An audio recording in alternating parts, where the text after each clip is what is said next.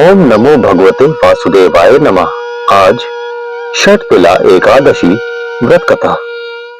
युधिष्ठिर ने भगवान श्री कृष्ण से पूछा, हे भगवान, माघ मास के कृष्ण पक्ष में कौन सी एकादशी होती है, उसके लिए कैसी विधि है तथा उसका क्या फल है? कृपा करके ये सब बातें हमें बताइए। श्री भगवान बोले, हे नृपश्रेष्ठ, माघ मास के कृष्ण पक्ष की एकादशी षटतिला के नाम से विख्यात है, जो सब पापों का नाश करने वाली है। मुनिश्रेष्ठ पुलत्स ने इसकी जो पापहारिणी कथा दालभ्य से कही थी, उसे सुनो। दालभ्य ने पूछा, हे ब्रह्मन, मृत्यु लोक में आए हुए प्राणी प्रायः पाप कर्म करते रहते हैं। उन्हें नरक में न जाना पड़े, इसके लिए कौन सा उपाय है, बताने की कृपा करें। तभी पुलत्स जी बोले, हे महाभाग, माघ मास आने पर मनुष्य को चाहिए कि वह नहा धोकर पवित्र हो, इंद्रिय संयम रखते हुए काम, क्रोध, अहंकार, लोभ और चुगली आदि बुराइयों को त्याग दे। देवाधिदेव भगवान का स्मरण करके जल से पैर धोकर भूमि पर पड़े हुए गोबर का संग्रह करे। उसमें तिल और कपास मिलाकर 108 पिंडिकाएं बनाए।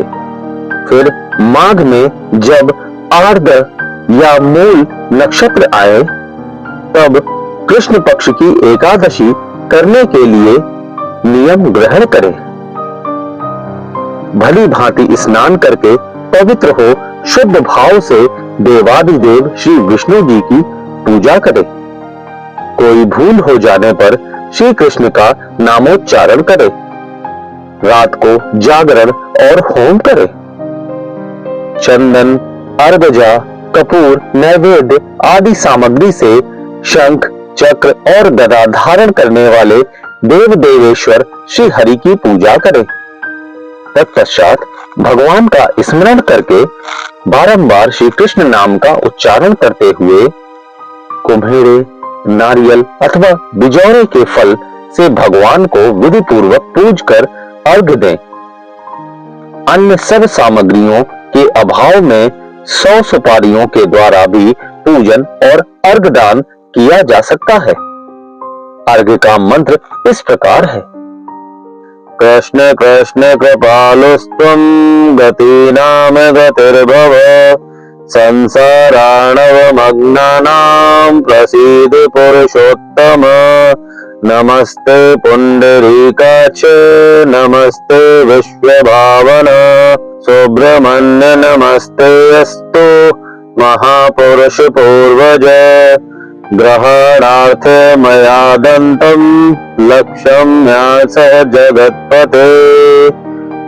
सच्चिदानंद स्वरूप श्री कृष्ण, आप बड़े दयालु हैं। हम आश्रयहीन जीवों के आप आश्रयदाता होइए।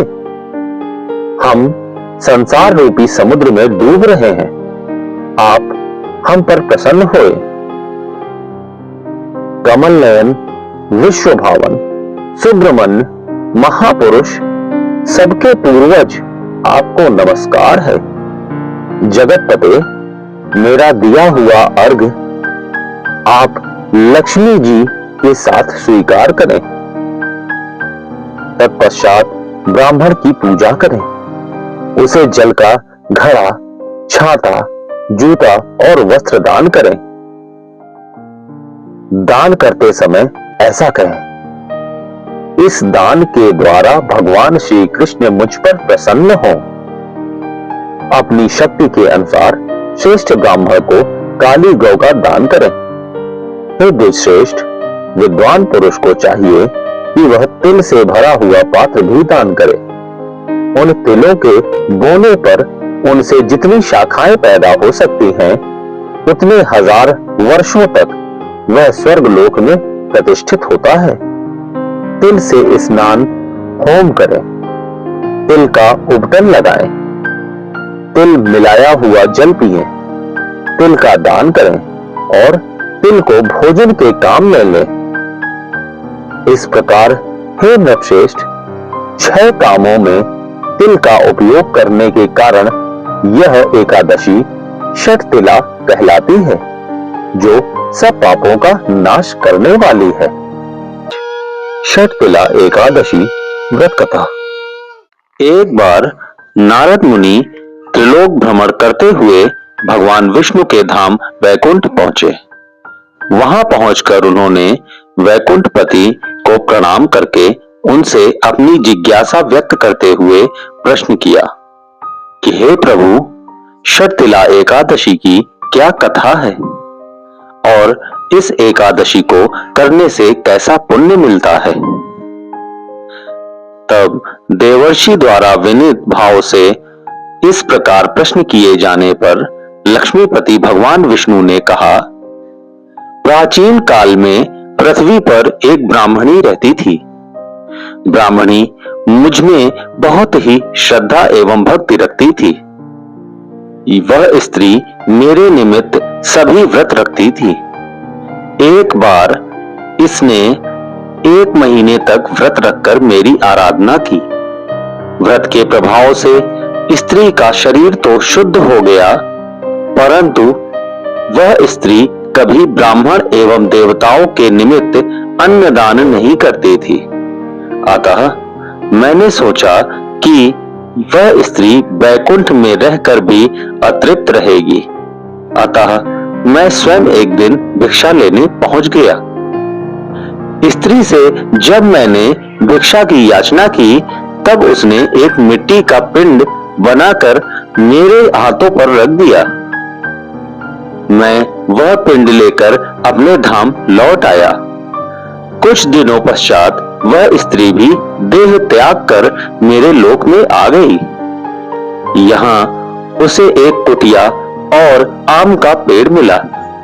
खाली कुटिया को देखकर वह स्त्री घबराकर मेरे समीप आई और बोली कि मैं तो धर्मपरायण हूं, फिर मुझे खाली कुटिया क्यों मिली है। तब मैंने उसे बताया कि यह अन्नदान नहीं करने तथा मुझे मिट्टी का पिंड देने से हुआ है। मैंने फिर उस स्त्री से बताया कि जब देव कन्याएं आपसे मिलने आए, तब आप अपना द्वार तभी खोलना जब वे आपको षटतिला एकादशी के व्रत का विधान बताएं। स्त्री ने ऐसा ही किया और जिन विधियों को देव कन्या ने कहा था, उस विधि से ब्राह्मणी ने षटतिला एकादशी का व्रत किया। व्रत के प्रभाव से उसकी कुटिया अन्न धन से भर गई। इसलिए हे नारद, इस बात को सत्य मानो कि जो व्यक्ति इस एकादशी का व्रत करता है और तिल एवं अन्न दान करता है, उसे मुक्ति और वैभव की प्राप्ति होती है। बोलो एकादशी माता की जय। बोलो श्री हरि विष्णु की जय। बोलो श्री कृष्ण भगवान की जय।